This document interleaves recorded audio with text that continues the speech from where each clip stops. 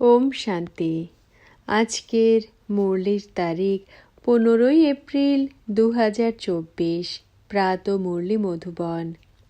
মিষ্টি বাচ্চারা, এই সঙ্গম যুগ হলো উত্তম থেকেও উত্তম হওয়ার যুগ। এই যুগেই তোমাদের পতীত থেকে পবিত্র হয়ে পবিত্র দুনিয়া বানাতে হবে। প্রশ্ন: অন্তিম সময়ের অত্যন্ত বেদনাদায়ক দৃশ্য দেখার জন্য তোমাদের মনের দৃঢ়তা কিসের আধারে আসবে? উত্তর: তোমরা দেহ ভাবকে দূর করতে থাকো। অন্তিম দৃশ্য খুবই কড়া। বাবা তাঁর বাচ্চাদের মজবুত বানানোর জন্য অশরীরী হওয়ার ইশারা দেন। বাবা যেমন এই শরীর থেকে পৃথক হয়ে তোমাদের শিক্ষা দেন, বাচ্চারা তোমরাও তেমনই নিজেদের শরীর থেকে পৃথক মনে করো, অশরীরী হওয়ার অভ্যাস করো। তোমাদের বুদ্ধিতে যেন থাকে যে এখন আমাদের ঘরে ফিরে যেতে হবে। ধারণার জন্য মুখ্য সার। প্রথম পয়েন্ট: নিজের সাথে কথা বলো। আহা, বাবা এসেছেন আমাদের সেবায়। তিনি আমাদের ঘরে বসে পড়াচ্ছেন। অসীম জগতের বাবা অসীম সুখ প্রদান করেন। তার সঙ্গে আমরা এখন মিলিত হয়েছি।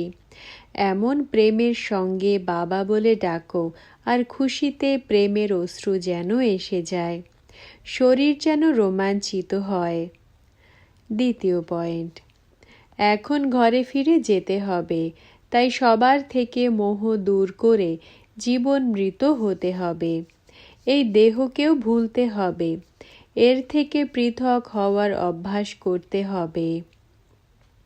বরদান: অতীত হয়ে যাওয়া কথা বা বৃত্তিগুলিকে সমাপ্ত করে সম্পূর্ণ সফলতা প্রাপ্তকারী স্বচ্ছ আত্মা ভব। ব্যাখ্যা: সেবাতে স্বচ্ছ বুদ্ধি, স্বচ্ছ বৃত্তি আর স্বচ্ছ কর্ম হল সফলতার সহজ আধার।